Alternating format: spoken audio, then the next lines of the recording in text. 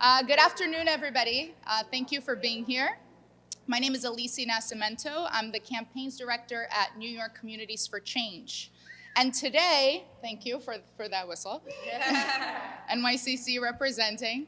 And today we are here because New York State has a historic opportunity to change how the laws of the sovereign lending markets around the world works. And New York State has an opportunity to protect vulnerable people all over the world whose communities have been decimated by hedge funds that are located in New York City and that have used our courts to take countries hostage. Now, we are here today, this is something I'm going to outline.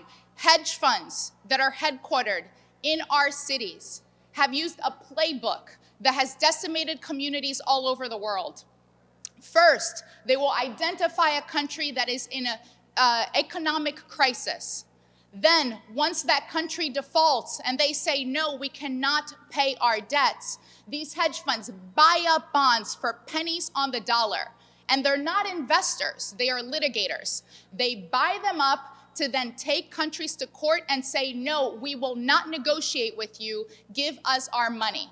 Now, this is money that otherwise could be going to schools, to hospitals, but that are now used to line the pockets of billionaires in New York.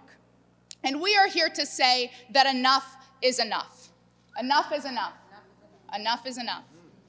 And we are joined here by elected officials who have joined our call and who are championing New York's role in finally creating more balance in our economic system and in saying that we are here to protect the most vulnerable, not the billionaires.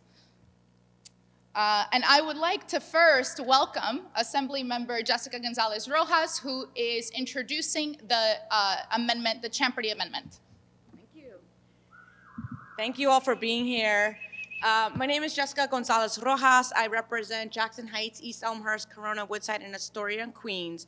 But most importantly and most personally, I am a daughter of the Puerto Rican diaspora. I also have family in South America. Two nations and communities that have been decimated by this political playbook that the vulture funds have enacted on our lands and on our people. The name of this campaign is It's Not a Game, It's People, because it is not a game, it is people. These are human lives that are being harmed by this process, by this playbook, where these folks take the most vulnerable countries and sovereign lands and islands that are struggling and are unable to make their debt obligations and practice purchasing, again, as was said, purchasing that debt at a deep discount with the sole purpose to litigate. And I'm proud to carry a bill that would prohibit that practice. These hedge fund managers, these vulture fund managers have had so much influence over politics here in New York State that they were once able to create a loophole in the Champerty document. The Champerty document prohibits the practice of purchasing sovereign debt for the sole purpose of litigation. Was able to put a loophole that allowed for them to do so above $500,000. And again, those dollar amounts are what these nations are dealing with. And that has harmed the lives of our people and our community. In Puerto Rico, we've seen hospitals close, we've seen universities close, we've seen austerity measures. And what happens when we see austerity measures is that people are harmed. So again, as someone who understands and has witnessed the harms of these practices and seen how our communities have suffered, it is an urgent call to get my bill done that is sponsored by Senator Krueger. It is critical. It is not a game, it is people. So I thank the coalition who stands behind me, a diverse coalition that cares deeply about these communities, and we're committed as these vulture funds exist here in New York State and are under New York State contract law. We have a responsibility to do what we can to prevent this from happening. So thank you so much.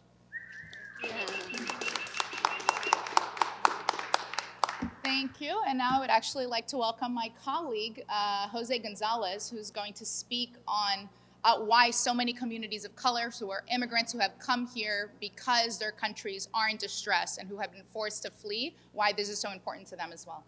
Do you want to? Yes, Jose Gonzalez from New York Communities for Change.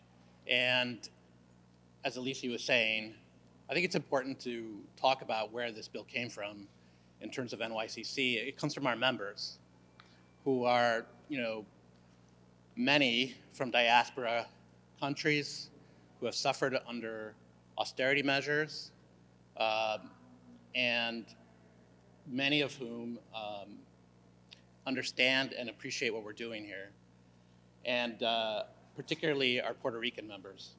And out of that, we have this chance to really do something historic here in New York. Thanks, everybody. Thank you, Jose. And now I would like to welcome our Senate champion, Senator Liz Krueger. Thank you. Thank you. So you've heard what the bill does. It basically says you can't buy up countries' debt because they've defaulted just because you want to buy it for 10 cents on the dollar or pennies on the dollar and then litigate to try to get a dollar for a dollar out of countries who don't have the money to pay back. And it causes all the trouble you've already heard. And I'm telling you, and I think we've already heard one reference to it, when we help to destroy other countries' economies, and that means they can't provide education, infrastructure, clean water, electricity, and healthcare to their people, and sometimes the government then crumbles and collapses, and they go into civil war situations. Guess what? Not only do the people of that country suffer, but in fact, the United States of America suffers because we're seen as the ones who are responsible for all this all over the world. And we are, because we're letting it happen. And guess what? We always wonder, why are there all these migrants fighting to get here? A lot of them come from the countries that there's no longer a functioning government or infrastructure for them to be able to take care of themselves and their families. So the domino effect of this unbelievably selfish model of finance can't be allowed to continue. And I just want to go on record. So my colleague and friend here talked about coming from Puerto Rico. My father was an international investment banker his whole life. He would be mortified if he was alive. He would go, that's not what banking's about. That's not what cross-international line investment is about. It's about ensuring that you are building things, that you are adding to the economic prosperity of places outside of the United States of America. You are not doing this to destroy countries, create international nightmares and havoc for a couple of people to figure out how to game our system for personal wealth. Yes, that's what it's become, but I'm telling you, if Dad was alive, he would stand here and say, shut them down. Stop this from happening. And so shut them down. So that's exactly what we're trying to do in the state legislature as much as we can. I know I've already been asked the question, well, won't they all leave and go to another state if we change our state laws here? It's possible, but with all due respect, legitimate finance was here before some of these guys figured out how to do this. Legitimate finance will stay here, and if the illegitimates want to leave, that's okay with me. Then the next state can shut them down. So I'm very proud to be participating in this movement, and I just think it's critical that we fix some of which we broke ourselves when I was an early legislator and they came up here and they were playing this game with Argentina. And I knew they were wrong, and I knew that this was dangerous. And then they figured out how to get it passed because I was a minority member at that time. And we've now watched basically a decade and a half of incredible damage going around the world. And so we just need to address what can be part of the solution if New York State does the right things. Thank you. Thank you, Senator Krueger. And I just wanted to emphasize one really important point, right? Because Senator Krueger talked about legitimate finance. So what's really important for us to understand with Champerty is that the quote-unquote financiers that we are really boxing out here, they're not legitimate investors. They're litigators. They get all the best folks of the Harvard JDs, no offense to anybody who went to Harvard, but they get the top people of the world to look at loopholes of legal contracts to see which one they can exploit, to literally use this to then take them to court in New York. So even the legitimate financiers can't stand these people, right? They're like, thankfully, because they're stalling the whole process. Everybody just wants to move forward. They want to get paid. The country wants to get back in the capital markets. And these really are people who are willing to take a country like Argentina, which Senator Krueger was here to witness, on a 15-year litigation battle that left 40% of its population in poverty and millions more without work. So this is a direct human impact that we're talking about here, and they're doing this across the planet. It's critical that we as a legislature take action and make sure that we are not allowing the exploitation of Puerto Rico any longer. I represent a district that is full of communities that have been displaced from their homes because of all of the damage that has been done. And we have a responsibility to treat this area not just with exceptional care and respect, but to really make sure that we shut down the predatory management that we see happening through these vulture funds. It is unacceptable, and I am looking forward to supporting this movement with the Assembly sponsor and the Senate sponsor to make sure that I can do all that I can for my constituents in my district and for their families back in the island. Thank you. Thank you. Thank you, Assemblymember Gallagher. And to talk a little bit more about the human consequences of this, I'd like to welcome Reverend Nicole Jean-Simon.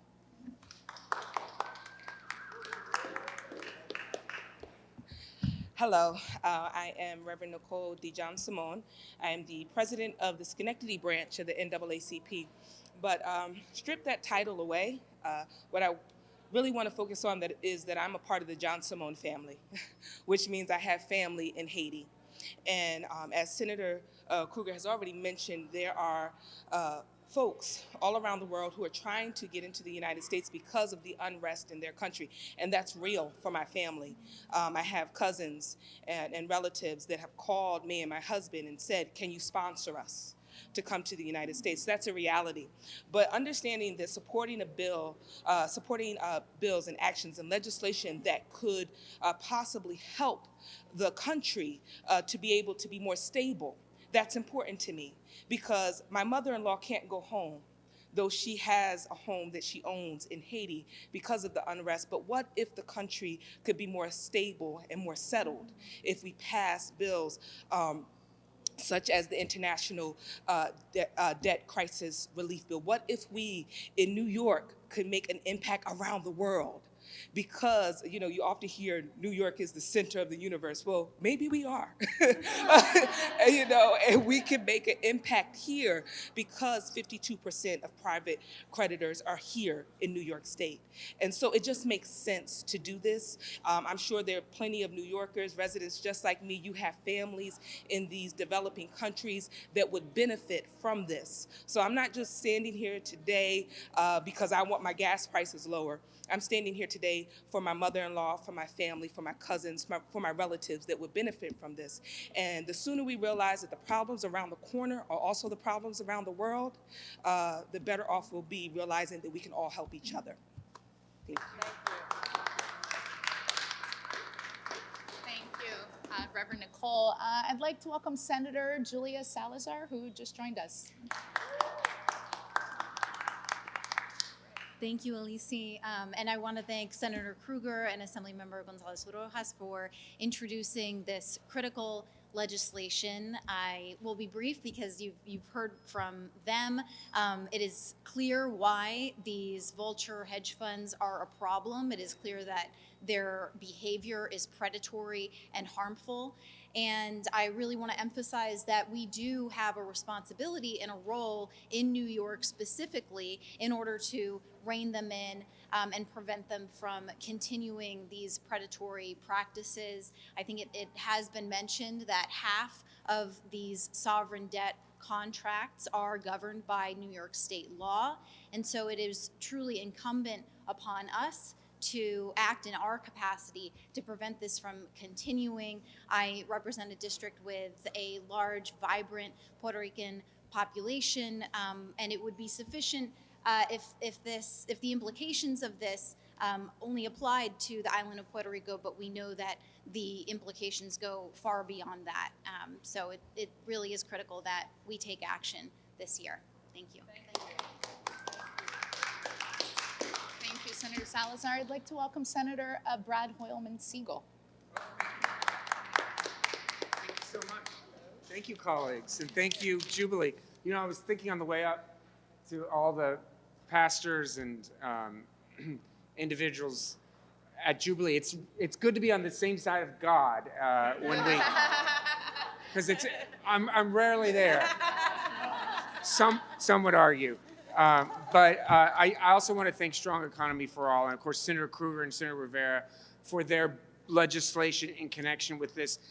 This is so important because, as you've heard, New York State, and specifically New York City, is the home of sovereign debt. And you know that this is an intricate, complicated issue. But the bottom line is that the legislation that I'm so honored to carry would complement both Senator Rivera and Senator Krueger's bills by tackling the most nefarious instances of vulture funds betting against and profiting off a country's stability and success. Our legislation would help bring private creditors in line with international human rights violation. Is everyone okay over there? Yes, sorry to interrupt. Our bill would bring private creditors of all kinds to the table before a debt crisis emerges or a country is on the verge of default. This legislation that I carry with Assemblymember Fahey would force vulture funds to comply with international agreements if they want to sue for repayment in New York courts. These agreements are better for developing countries, better for the global economy, and better for the people of the world. It's also better for New York taxpayers too. Countries that owe debt to big banks often usually owe debt to the United States as well. When the U.S. follows international debt agreements, but other private creditors don't, the taxpayers get shortchanged.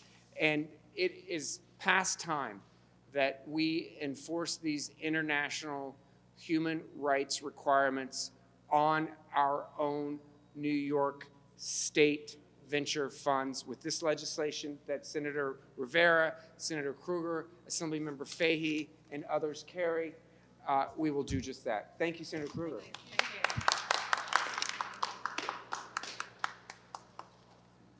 Thank you, Senator Hoylman-Siegel. And the senator said something really important, right? Which, when we talk about sovereign debt, everybody's like, wait, you're New York State, what are you doing? Isn't this something that the federal government has control of, or it's part of an international treaty?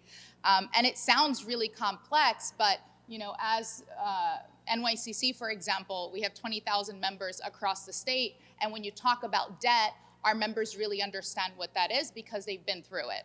Right? I'm from Brazil. We were in the middle of an inflation crisis when I was growing up. We know what it's like to go without basic necessities because there's a debt standstill and there's no need for negotiation, and there are folks who aren't trying to negotiate. So I just wanted to emphasize that the most marginalized communities in New York, we truly understand what this all means, even though sometimes it may sound like it's a little bit complex. But I wanted to introduce Michael Kink, who is Executive Director. You're behind me, yes, from Strong Economy for All. Thanks, Lisi. Thanks, Ms. González-Rojas, Senator Krueger, all the champions. The Reverend was right, the senators are right. New York is a world financial center. It has been for centuries. And New York law, New York courts, New York jurisprudence for centuries had a measure of structural fairness. You owed a duty of fair dealing to creditors. You couldn't just buy debt to punch someone in the face and try to take all their money, right? Our law imposed a structural fairness on debt disputes that made our state stronger as a world financial center.